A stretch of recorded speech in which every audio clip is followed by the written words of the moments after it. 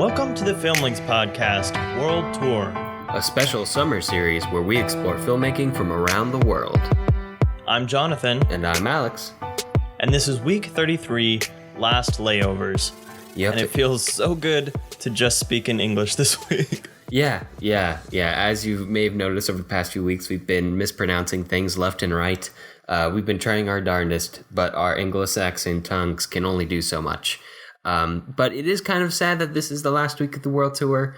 Kind of relieving in another sense, because it has been a very intense period of study to do for the podcast, but it has been fun, and I hope you all have enjoyed it as much as we have. Yeah, it's been a very enlightening experience too for myself. And I mean, I had seen some international film before this, but this kind of seriously opened my eyes to a whole lot of places and cultures of film and art that I had never experienced. So I am very excited to go deeper after this, but this has been a great kind of dipping into the waters of films from around the world. And this week, we're not going to be talking about one specific country and their cinema in specific. We're going to be talking about kind of global cinema in general as we cover a few different films from a few different countries that we didn't have the time to go in depth on. But like all film markets out there, probably deserve their own little bit of study for anybody who is a global cinephile. So what movies are we talking about this week, Jonathan? Yeah, this week we're starting off our little layovers, our stops on the way back home with Sweden. And who else to talk about in Sweden but the great Ingmar Bergman. And we are not picking maybe one of his most famous films because we're going to save that for the inevitable Bergman week or weeks to come. So we are going to start off with Hour of the Wolf from 1968, which is about art, and it's a surrealist psychological horror drama. And as you can imagine, those four words all put together, we're like, well, of course we have to talk about this. Yeah, the surrealist psychological horror dramalings. But the second film we're going to talk about this week is A Touch of Zen. It's a Taiwanese film directed by King who is a very famous filmmaker, renowned for making really great wuxia films. And, you know, again, I'm sorry, my Anglo-Saxon tongue does not do tonal language as well, but that's about as close as we're going to get this week. But they are fascinating films with physics-defying stunts and lots of jumping and lots of sword and action stuff, which is just mesmerizing to watch, and it's a lot of fun. Yeah, and finally, we are capping off the world tour that we've been on for 10 weeks with Brazil and the 2002 film City of God, directed by Ferdinand Meirelles and Katia Lund. And it's a crime drama, and it's another very intricate plot and very dark, but also kind of true. So we'll get into all that. All right, so let us start this home stretch. And Alex, set us up in Sweden for Hour of the Wolf. I will do the best I can, but that is kind of a big ask. Hour of the Wolf is, like we said, it's an Ingmar Bergman film. So it certainly deals with a lot of dreams and surrealism and things that might or might not exist. But it seems to be framed around the idea that this is a woman retelling the story of the disappearance of her former lover, husband. I wasn't entirely clear on that point. I think they were married. I think that okay, that makes sense. But it's also very, it's acknowledged right at the beginning that it is a film. You hear Ingmar Bergman setting up his crew and giving orders to people as the opening credits roll in. So it's kind of established that this is Ingmar Bergman interviewing this lady about the disappearance of her husband, and then you go back into this flashback for the majority of the film, and you explore it, and it's crazy topsy-turvy world that includes a man, an artist who sees demons and sees them every night and is tortured by the idea of a past lover who might or might not be dead. I wasn't clear on that. And there's also like a castle full of aristocrats on the island that this couple lives on, who occasionally invites them to dinner or tortures them. I can't tell. It's kind of a mishmash of realities, and it's an interesting dive into the psychology of the main character, because that's certainly what it's about. Because I don't think anybody could solidly describe the plot to you very accurately, and even if they did, that wouldn't be a full picture of what this film is about. It's really about this guy slowly going nuts over the course of his time on this island.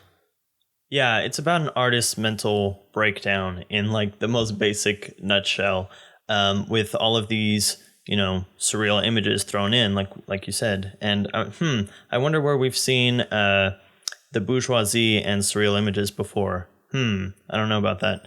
But No this clue. is definitely a very kind of meta film. It's definitely a criticism of art and a look at the artistic process, like we've seen many times before, with 8.5 and other films. And yeah, this one just takes it a very dark turn. And it's kind of the nightmarish side of what happens when an artist gets too sucked into his work and kind of mixes that with their own personal flaws and what that effect is on the people around them. And that's something that Bergman is certainly famous for. His films often deal with either very philosophical or psychological topics. So his most famous film, The Seventh Seal, is a philosophical look at death and fear of death. And his other famous film, Persona, is a psychological look at these two women who may or may not be the same person and stuff like this. So this one is a little bit more introspective because it's about an artist. And like you said, he kind of puts himself into it. So another interesting thing that about this film, like given that it is about art, is that anytime any kind of art is mentioned, if he's drawn something or if we're about to see this puppet performance, we never see the art and we only see reactions to the art and descriptions of it. And I thought that was a really interesting kind of smokescreen or something. It's a way to it's about the art, but it's also about the audience, and not showing us the art and having us just imagine it all the time was an interesting way to portray that I haven't seen that kind of restraint or misdirection before. Something that features prominently throughout all of Bergman's work is demons. And he's talked extensively on his own about his own demons, and he considers that in a very literal sense. But in terms of his filmmaking, he loves to put demons in, and he loves to have them personified rather than be kind of like an abstract presence. They are a very real character on screen, like the death in the Seventh Seal, but certainly in The Hour of the Wolf. Like all of the bourgeois characters on the island slowly turn into demons, and you see some other characters appear across the island who may or may not be real, and if they are real, then they are demons. And he's talked about before about how much he likes to personify demons this way on screen, because you can just have characters, you can just do that and have the audience assume that it is real, and that works.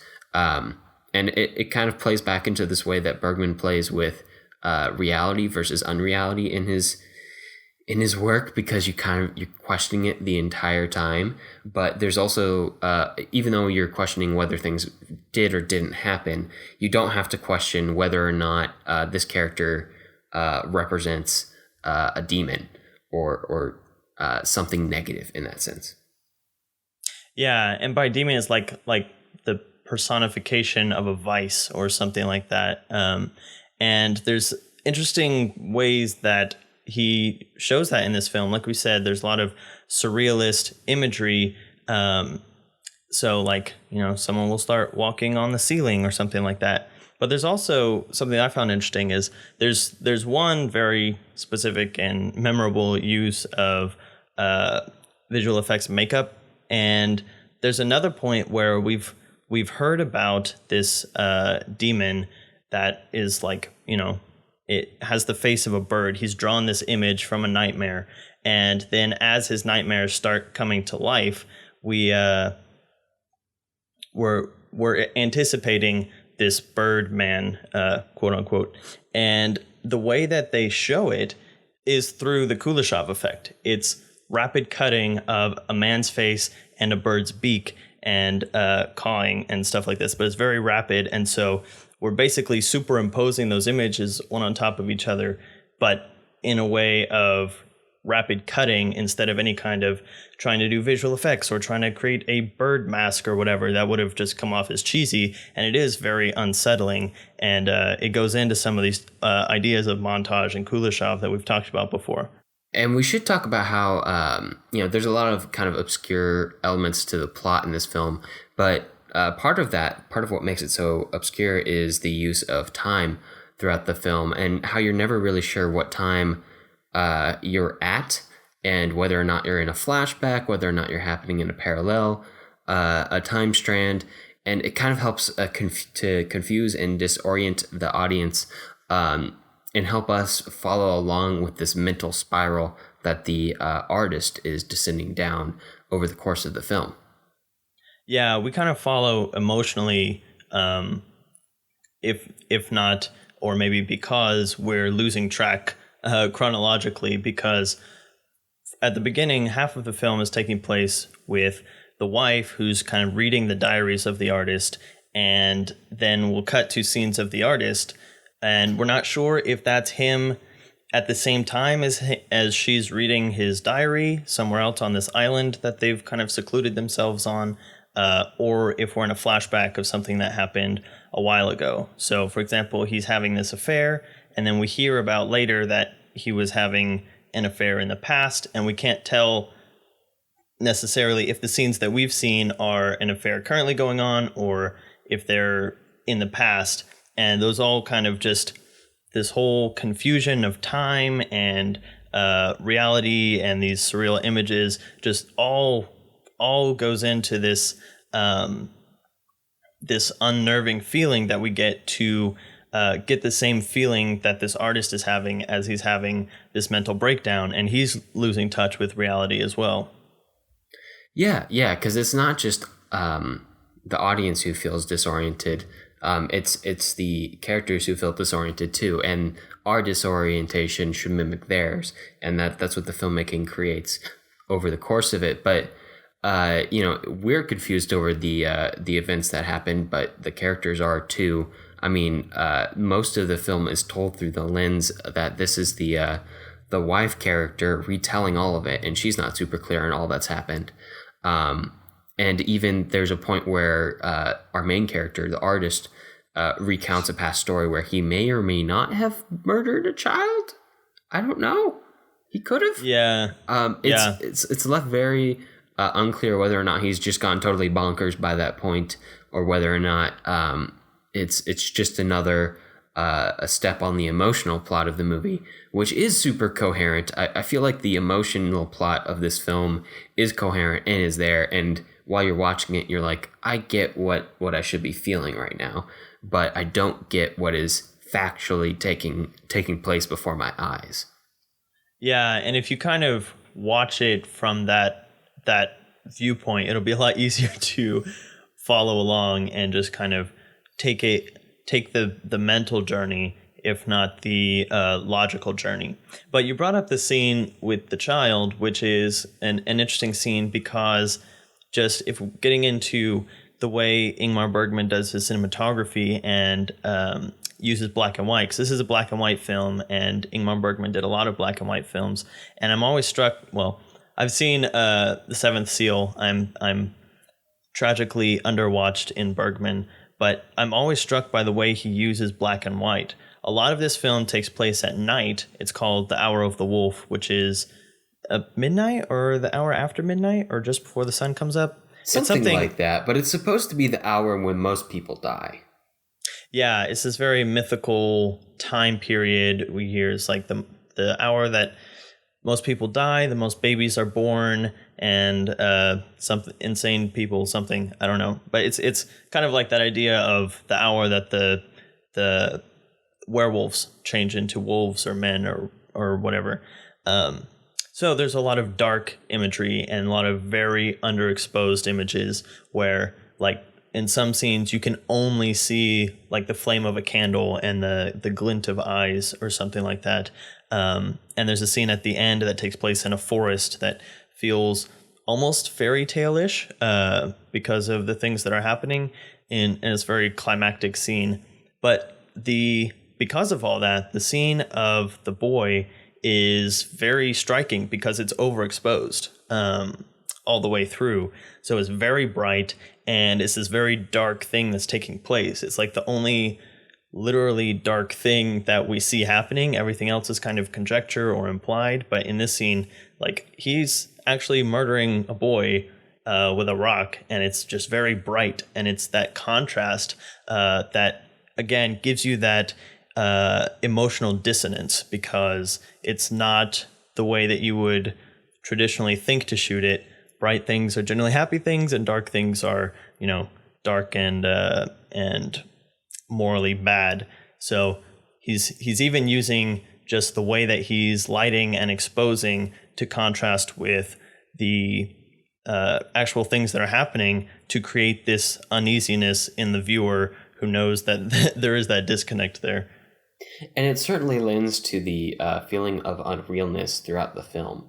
That all of this kind of happens in a dreamlike state, which is something you hear a lot when you're talking about Bergman films, is that they feel like they're dreams. And a lot of this film does kind of follow that aesthetic sensibility in terms of tonality and how things are depicted, that it feels like, I feel like dream is the wrong word. I feel like when we're talking about Hour of the Wolf, we should be talking about how it feels like a nightmare. I was about to say that, yeah. Exactly, because we've talked about films that feel like dreams in the way that you remember them, and they're kind of muddled, and you just pick out points of it and stuff like that. And this film definitely feels like a nightmare because all the pieces that stick with you like that, like, it's hard to remember exactly how the narrative goes because, again, it's intentionally ambiguous and confusing. But the parts that you do remember are the frightening parts. And the surreal images and stuff like that. So in that sense, it is like waking up from a nightmare and just having all of these kind of twisted images left over. And those are the only things that you can solidly remember. Yeah, except I hope I never, ever have a dream like Hour of the Wolf. It's not fun. It's not pleasant. And I almost want to call it a horror film, but I don't know if that's right. Like, psychological horror feels better because it's not going to leave me with a personal nightmare. It's more like seeing the effect of a nightmare on another human being and how awful that is. Exactly. And it's not it, and I feel like that permeates partially throughout Bergman's work because he's also kind of known for being kind of a troubled person himself. Not that he's ever murdered a child, to my knowledge. I hope he hasn't. But he has talked openly about how he has his own demons, and like he's named them, and like the character in the film, and he's an artist like the character in the film, and he struggles with his own psychological problems.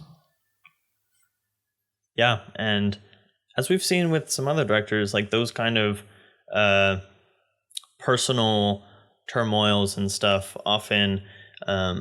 Film is the way to be an outlet for that. He talks about in one of the interviews that we'll include a link to how The Seventh Seal, which is a film, again, about death, largely helped him cope with his fear of death. And so I think that all of these things that he's afraid of, he literally says in another interview we'll include that he's afraid of everything. He's afraid of everything that's out there.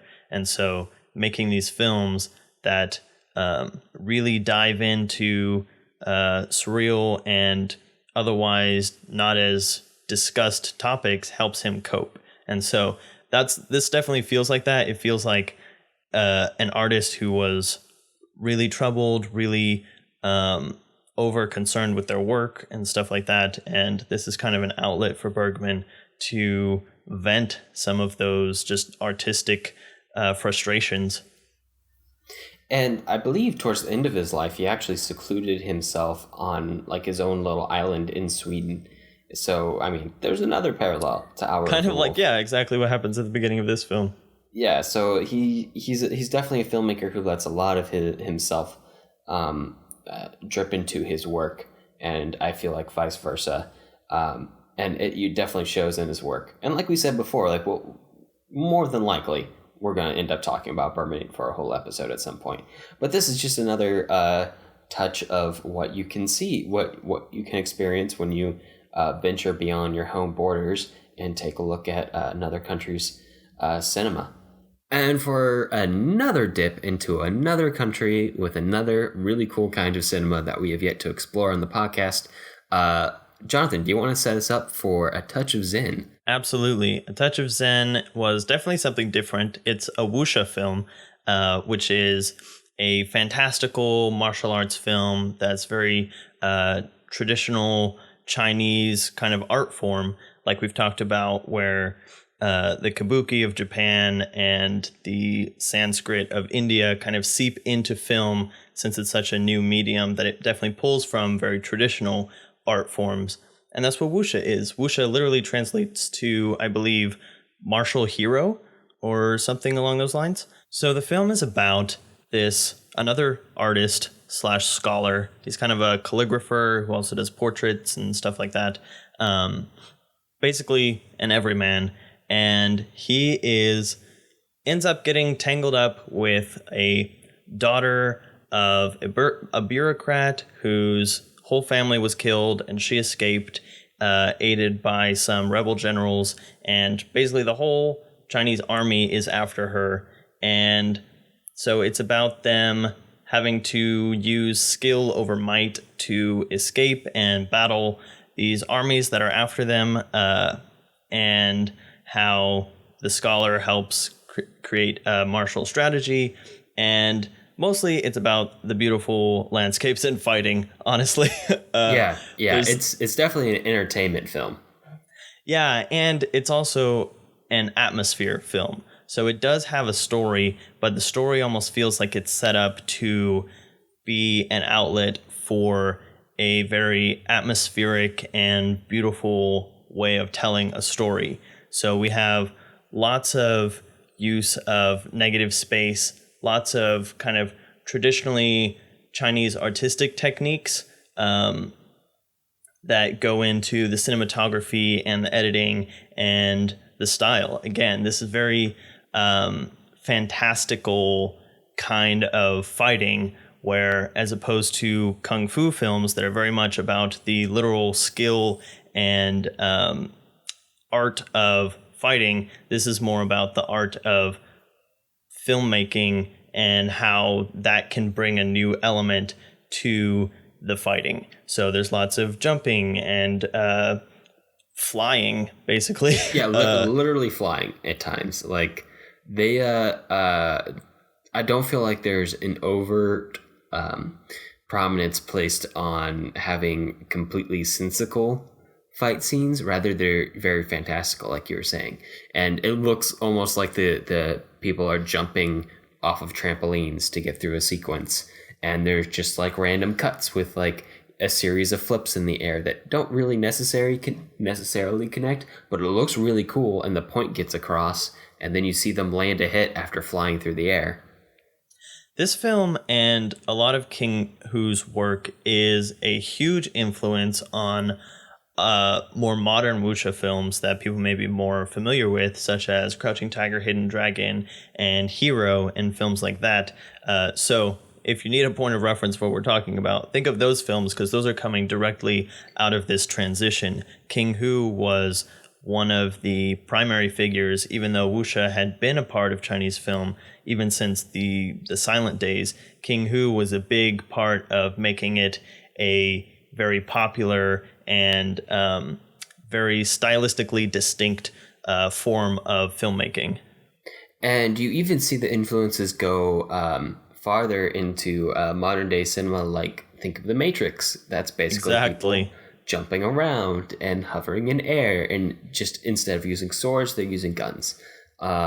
and programming and green. Lots of green. It's like they found a way to explain it away so that they could just have a whole lot of fun inside the Matrix doing fantastical things. So if you think of the dojo fight in the Matrix, that's very much, the hyperbolized way of jumping and fighting, where there's no way a human being could jump that high, or land from that height or do that flip and not become injured. But it's more about the visual style and visual interest, and the Matrix found a way to incorporate that into somewhat of a logical storyline.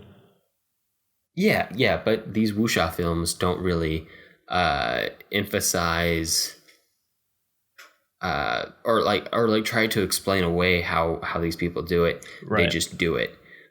Maybe the Zen Buddhists in the film, because there are like a set of Zen Buddhist monks who, and that's a big point, just like wander through the film, providing like a thematic glue to the events unfolding, because it is called A Touch of Zen, and like I'm 90% sure the Zen is in reference to Zen Buddhism. Don't hold me to that, but it feels pretty spot on. Anyway, their powers, I almost feel like I have to call them powers, feel almost spiritual in the way they can move and jump around, especially the lead guy, who has like some crazy strong like wuxia stuff going on. He's the monks definitely feel like they've reached a different plane of fighting, because all the other great fighters will come against him, and he just, again, think of Neo at the end of the Matrix, where he's basically yawning as he's defeating Agent Smith. And so that's kind of the level that he's on. And he trained our heroine and some of her generals. So that's where they're getting this fantastical fighting skills, but not to the level that he has it. And, he ends up being a huge part of the end and all that. And actually reminded me a lot of, in the same way that in Kill Bill, she goes to this Buddhist monk who teaches her all these fantastical fighting abilities. And I think a lot of that is coming from these films as well. Yeah, this strain of wuxia kung fu filmmaking is definitely a big influence on Tarantino. A very big influence on his work.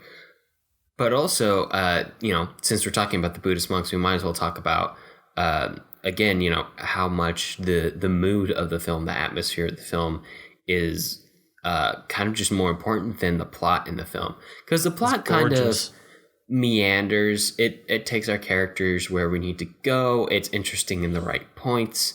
But that's not the real interest piece of the film, I think. I feel like the real interest piece of the film is, well, A, it's just beautiful. And B, the mood you get while you watch it is exactly what it needs to be. Like you feel like you're in like this old romantic tale of errant knights or samurai. It's like a Chinese fairy tale. Yeah. Where people are running around tilting at windmills or fighting off dragons. Except in this case, they're jumping around and fighting with swords against other people with swords. And the cinematography is just emphasized in that whole epic sense of the story, that whole epic tale that's trying to be conveyed here, and it just works really well. And it's a hard film to not enjoy. And another thing about the cinematography, it's very beautiful. It's very gliding. They are not afraid to use zooms at all. Some, like in Hollywood, sometimes the zoom lens can be talked of as kind of a taboo, where you don't use zooms. It's not professional or whatever. But King Hu has no problem with zooms, because they're all over the place. There's lots of crane shots that dip and then turn into zooms and reframing and stuff like that. And it's all very flowy and peaceful. It's not disorienting or anything. And I don't know exactly what the kind of studio system that this film was made under, but I think in one of the things that we found for this film that I'll include a link to, it talks about having minimal lighting and stuff like that. So there's a lot of night scenes that get very dark. And so there's a point where you kind of have to make sure that you're watching this in the optimal watching conditions, which is something we haven't really talked about on the podcast before, is kind of, the difference that a screen or a projector can make when you're watching a film that was shot on film or, has very specific uses of exposure. Like we're talking about with Hour of the Wolf, where it's very underexposed at parts intentionally. If your contrast on your TV or your computer isn't done right, you may lose the entire image. So it's something to be aware of. Yeah, because almost no screens are just very poorly standardized. They're almost all set to different settings and have different calibrations on them that you can adjust, and they're never quite right. And they're 90% of the screens out there are very bad at portraying true black, which is a real problem when you're trying to watch something that was shot on film, especially anything that was shot on film a long time ago. So maybe the film scan isn't that great, which is definitely true in the case of A Touch of Zen. Then you start to lose the blacks, and it starts to get a little bit milky, a little bit fuzzy on screen. I remember when I was younger, I used to think that all old films were just really kind of flat and fuzzy because that's how they looked like on the flat screen I was watching them on, because the flat screen I was watching them on wasn't set up to portray blacks the correct way, the low end of the luma spectrum the way they should be. So you end up getting this really milky, fuzzy look, and the grain really, really pops out on film, which can give it a really great texture, but it can also just make it really milky. And like you said, with these dark scenes on A Touch of Zen, there's 2 or 3 fight scenes that are just in near pitch black darkness. Yeah. And you're really only seeing the flash of a face occasionally and the flash of swords occasionally, along with the sounds of the scene, obviously. And they can be really exciting, but if you're not watching them in the right conditions, then you're probably going to lose a lot of the picture. And I wish I could tell you how to fix that right now, but a lot of it just depends on the screen you're watching on. The size of it, the distance you're watching from it, the light in the room while you're watching it. Yeah. And you can get really involved in that. There's places you can go online, because of course you can, it's the internet, and figure out how to optimize your viewing settings. And if you want to be a real nerd about it, which I encourage, you should do that. But it's also just something to be aware of, especially when you're watching an old film and you're wondering why it doesn't look so great. It's not because they messed up shooting it. It's because, the film was a little degraded by the time it was scanned, and you're not watching it the way it was intended to be watched. And the other thing that goes into that, which I think you touched on a little bit, is the film transfer to digital.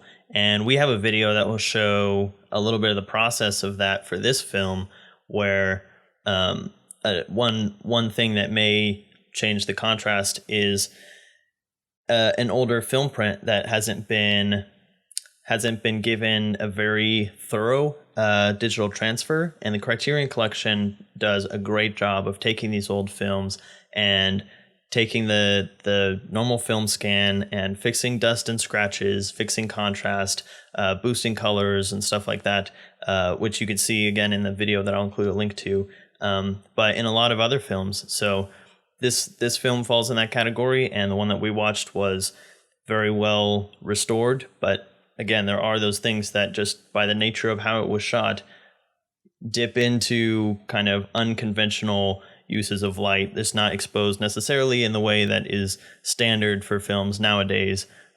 So just know that if you're ever watching a film and you're like, man, I can't see that very well, there's probably a way to make it a little bit clearer. You just got to fiddle around with some settings. Right.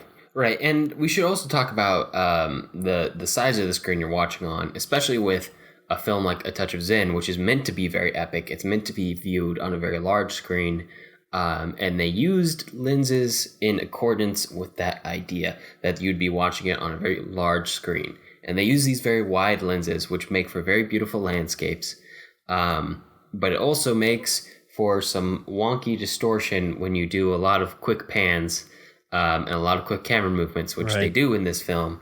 And it almost looks like stuff is squishing and stretching as it moves from the edge of the frame to the center of the frame and vice versa. And that's just part of the side effect of the lens that was used, and the way it was meant to be seen was, in a theater on a big screen. And probably you don't have a personal theater to watch this on. If you do, congratulations. Please invite me. And I guess Jonathan too can come.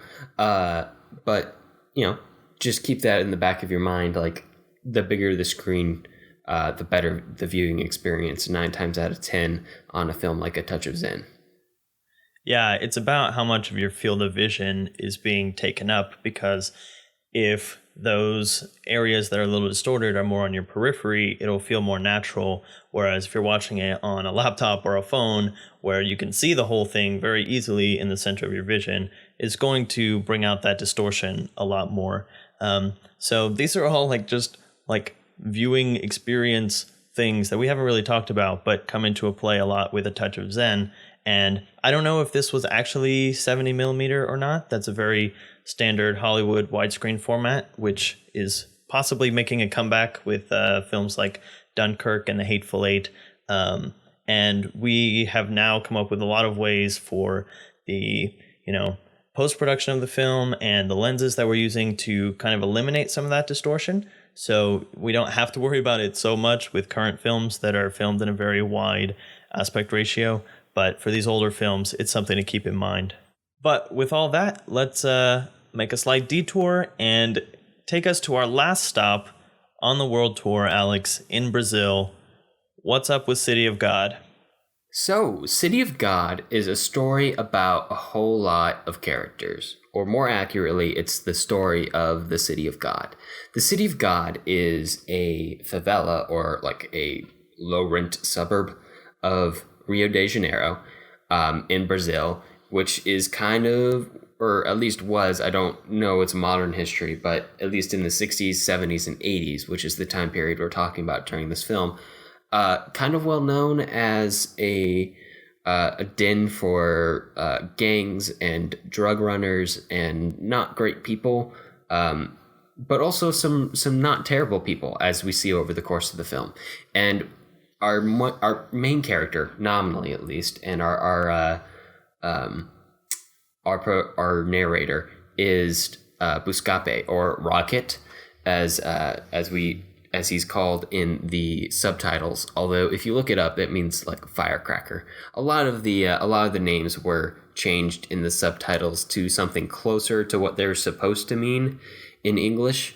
For instance, one of the characters is Knockout Ned was actually supposed to be Chicken Ned, but chicken sounds like it is meant to be a coward in English, so they called him Knockout Ned instead. Hey, look, I rhymed again. So our story covers 15 years of the City of God and Rocket's experience growing up in it, but also all of the characters who are connected to him, who slowly get involved in the crime world of the City of God. And I don't want to, it's tempting to try to describe all of these characters and all of their arcs, but I'm not, because there's just, A, there's so damn many of them. And B, I feel like I ruin it if I explain their arcs too much, because no one has a particularly large arc. Everyone's arc is fairly succinct, really.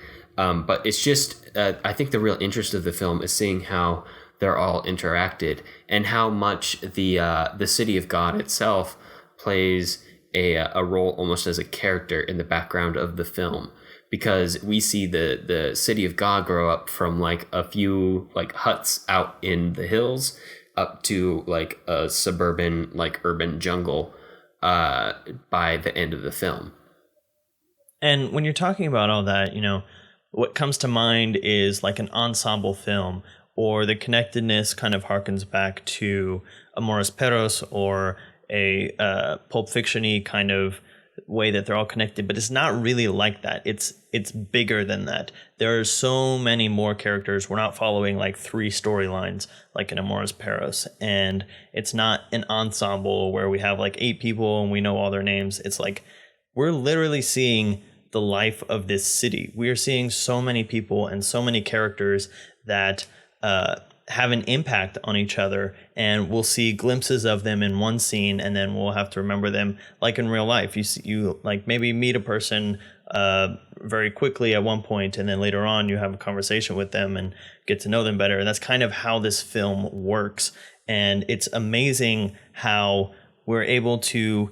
It doesn't get confusing. The film carries us through and guides us with our narrator Rocket, and just gives us this world of people and emotions that feel alive, and doesn't feel kind of pared down to a small section. It feels like we know this whole city and all the people in it.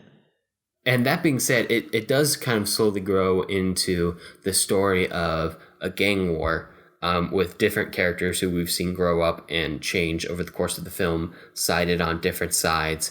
And our main character, Rocket, kind of literally caught in the middle, as we see in the opening scene of the film, which is very much in medias res, because the opening scene of the film takes place 15 years after the second scene of the film.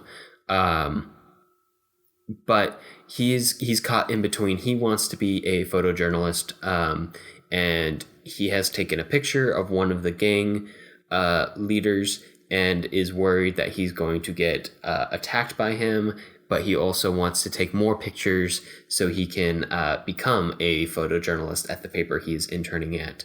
And that's kind of like the nominal A-plot of the film, but really, like you said, like the real attraction of the film, the real interesting point is watching this city of God grow up with this generation of people. And you mentioned how we watch these characters from the beginning kind of grow, and these conflicts escalate into a gang war. And so in that sense, the film grows and gets bigger, but in another sense, towards the end, it actually gets smaller because we get more personal on Rocket. So we've been seeing him through this whole thing, but towards the end, we really start to focus on him and his journey as a photojournalist takes off, and he definitely becomes the main character at the very end. So in 2 different respects, towards the end of the film, it gets bigger and more explosive, and also smaller and more intimate. And it all goes into how complicated and how well crafted this narrative is. And the overall feel of the film is very chaotic, almost in the same way. And I feel like the cinematography does really feel a lot like the cinematography in Amores Perros, but less shaky, I will say. And more motion blurry, though. More motion blurry, sure. But also, it also feels a little more planned out. At least to me, like the shots feel a little more composed than the shots do in Amores Perros. Even though the director didn't give the actors blocking for any of the scenes, he just kind of directed them on their acting and their performance, and then just let them stand wherever felt natural. Gives it a very documentary feel. Yeah, because we're following a photojournalist, so it fits. Yeah, and our nearly omniscient narrator, who is our photojournalist main character. But the again, that shaky cam does lend to the kind of chaotic feel of the movie, which it feels less chaotic almost than it just feels alive, and it kind of like vibrating with life, the same way that the City of God does. And it's interesting to see elements of this film that harken back to some of the other movies that we've watched. Specifically, there are 2 moments that feel a lot like Breathless, and I don't know if this is a legitimate comparison or not. It's just something that I noticed, because there's a point at the beginning where a character is shot, and it happens at this moment where, almost in the same way that Breathless, they're going to run off together. He's about to run off with his girlfriend, and he gets shot by the police, and he just runs for a very long time, longer than you would expect someone who's just been shot one or two times to be able to run. And it reminds you of the very end of Breathless. And another moment where a character is in bed with his girlfriend, and we're cutting between close-ups and hearing dialogue that doesn't necessarily match what they're saying. And it's kind of the only time that that technique is used in the film, and that's just an influence from the French New Wave, but it also feels very specific because it's this intimate moment, which is the most often times in Breathless when that unsyncing of visuals and audio is used. So those were two things, just to bring it back to some other stuff that we've talked about on the world tour that I noticed in this movie. And there's also this interesting idea that this, going along the lines that the City of God feels like it's a character in its own movie, like the location is real and alive. And as one person who we found this week who made a really, really excellent video essay on the topic, called City of God, the open world style movie. And it's kind of following the same idea of like Goodfellas, where you have characters interacting in a world that feels real and feels open and feels like other things are happening in the world as well as what is happening to our characters. And they go into depth and present it in very interesting ways. And I don't want to take any of their ideas and put them into our podcast. But I do want to recommend it, and we'll include a link to it in our blog. Yeah, and there's ways that this is done, like through split screens. There's some really excellent use of split screen of something happening in one location, and then we're seeing on the side of the screen something that's happening in another location that circles back around and then merges the two events. And there are other influences that we can see in some of the things like freeze frames and throwing titles as kind of chapter markers, which whether that comes from Tarantino or kind of indirectly or directly back from the French New Wave, when some of those things are being introduced, it's definitely something that carries this movie, where whenever we're introduced to a new character or about to dive into their backstory, we get a title, we get a chapter marker. Whenever we're jumping time periods from one decade to the next, we get a title marker. And these are all things that have been established through film history and through some of these waves that we've talked about that go into what makes this film so stylistically unique. And we should also mention that this is based on a book and also based on a actual thing that happened. And they kind of get into that literally in the credits of the film.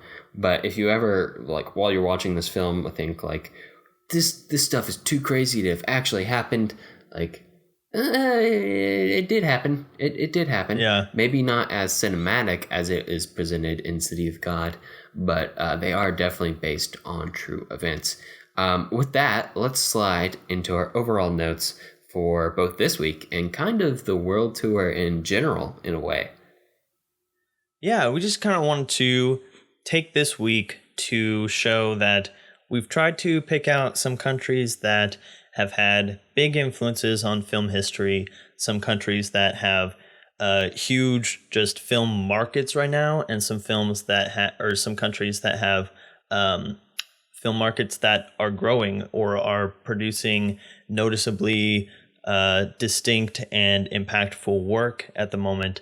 And this week is just to say that there's more than this. We've picked out some of the ones that stood out to us, but again, there is literally a world of film out there to explore. And even the countries that we did touch on, some of them, like Germany, we just stuck in the 20s because that was a really important time period. So there's so much to do. We could even do a second world tour and go back to each one of these countries and pick out 100 other films that are really important, that come from other parts of the world than just the Hollywood that we're familiar with here at home. Right. I mean, 10 weeks of the world tour, we covered 30 films. And while I feel like we got a very good wide sampling of the kind of world cinema and kind of different cultural backgrounds that come into creating movies across the globe, we barely scratched the surface. Like, Yeah. there have been so many movies made in so many different kinds of fashions and styles, coming from all kinds of different cultures, that, you know, there's so much out there to find and so much out there that you might never even get to. But if it is something that you want to look into, and if you're any kind of cinephile, then I highly recommend you do, because it's worthwhile. Then, you know, go out there and do the research and find it and do it. And there's a lot of good places to start, like Filmstruck, which I know we've mentioned multiple times throughout the World Way more Series. than we should have without being sponsored by them. Right. But, you know, just one last free plug for Filmstruck as we wrap up the World Tour, because I feel like they're kind of the all-star of the World Tour. We found so many foreign films on them. And if you're interested in finding not just foreign films, but, you know, any kind of more artistic cinema, kind of indie cinema, they're a great place to go look and to find a good selection of films. They're partnered with the Criterion Collection, so they have a lot of really, really great selections to stream online. And like we mentioned earlier in the podcast, they almost always have really good scans of the films that we're talking about, which can sometimes even be harder to find. I know we mentioned the Russian films, and a lot of the really old German films are just available on YouTube now. A lot of those are available on Filmstruck as well, or other streaming sites. And the ones on YouTube are almost always worse quality. They're free, but they're worse quality. Yeah, finding something that's, you know, as official and as standardized as it's going to get with Criterion Collection, and some of them aren't available on there, so you kind of have to take what you can get. But if you can find it on one of these sites that is, again, quote unquote official, then that's you probably have the best viewing experience and the least amount of problems. And just throw in the last thing, like the Filmstruck it's not a huge commitment. It's literally the same price as a Netflix subscription, if you're looking into that. And, you know, there's other places to find foreign films. You can just go to Netflix and literally click on the international tab and find a wide array of foreign film. Again, all of our Korean films are on there. Several there's Japanese films and all kinds of stuff. So you can search by country and all that. And then if you need like a place to start, just start Googling. Just Google good whatever country films, and you'll get a big list of things, and you can find something somewhere and just get started. And you mentioned, like, for cinephiles, it's a great experience because you get to see the different ways that the art is presented and different techniques and stuff. But even for lay people, just watching films from other cultures is an enlightening experience. It gives you a broader perspective. It gives you a broader understanding of cultures, and a more deeply rooted sense that we all have very similar problems, and we all have very similar interests in what entertains us and what connects with us. And so, you know, film buff, non-film buff, whether you're from another country or have lived in the same town your whole life, finding and watching films from other countries is almost always a good idea. It certainly is a good way to feel more connected to the world at large and feel like we're all human. And I feel like that's one of the strengths of cinema as a global art form. I do also want to recommend to find your local art house cinema and check them out, because normally they will have special screenings of indie films or foreign films that remain popular throughout the decades.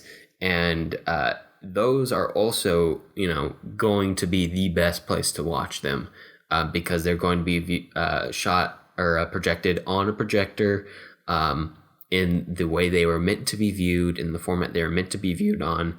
The film is going to be at its best looking in that setting. So it's definitely worth checking it out in that kind of format. Yeah, and if you need like a point of reference, Alamo Drafthouse is one that we both recommend. and there are others. Again, the internet is a wonderful tool. But again, like, there's this idea that, oh, if it's in a different language or it's a foreign film, I'm just not interested in it, for whatever reason. There's sometimes this weird aversion to Bollywood films or other countries, but there's no reason that you should approach a foreign film any differently than you approach an American film. You don't look at it and say, this would be a weird Iranian film. It's like, no, this is a courtroom drama, or this is a drama film, or this is an action film, or this is a comedy film, regardless of where it's from. Just look at, the types of film that you like, and you can find it coming from other cultures, and, watching films that you already like or that are in the same vein from other countries will give you a point of reference for looking at other films in that country, or other films from other countries in that same vein. So don't be scared of it, and don't feel like there's no way to get started or get interested. Hopefully the films that we have discussed on the podcast have given a good point of reference for things to watch, or things to look out for if you find them in theaters or whatever. But the research shouldn't end there. Right. The only thing standing between you and a good foreign film is research and your willingness to read subtitles. And those are two very easy things to overcome. So we recommend it. And you can even find dubbed versions sometimes, which, may not be the best way to go. But, like, if that's the way to get you into foreign film, go for it. Yeah. No holds barred. Just do what works for you. And go check out some really interesting movies that you might not have given a chance to otherwise. With all that being said, there is a country that we did not cover on the world tour, and it's our own. We're coming back home next week, Alex. And who is the most all-American director in his life and in his films? What are we talking about next week? Well, next week, Jonathan, we're going to be talking about the films of Frank Capra.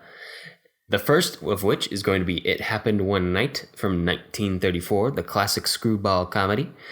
Mr. Smith Goes to Washington from 1939, a political drama from the mid-century. And Arsenic and Old Lace from 1944. Yes, we have, again, screwball comedy, just some good, like, American patriotic classic kind of thing. And then we get another comedy in Arsenic and Old Lace, which is kind of a Halloween movie, but, we'll go for it anyway. It has some interesting cultural implications that we'll talk about. So tune in next week. I think that's about it for the world tour. Yep. It's sad, but we'll be going abroad again soon. Well, that's about all the time we have for this episode. If you have movie suggestions for us or just want to reach out, I can be found on Twitter at @JSSatchel. And I'm at Alex Geringer. And to find links to things that we talked about today, you can view them on the blog at thefilmlings.com. If you like the show, let us know. Leave us a review on iTunes so other people will know what we're all about. We definitely appreciate it. Talk to you next week. All right, see ya.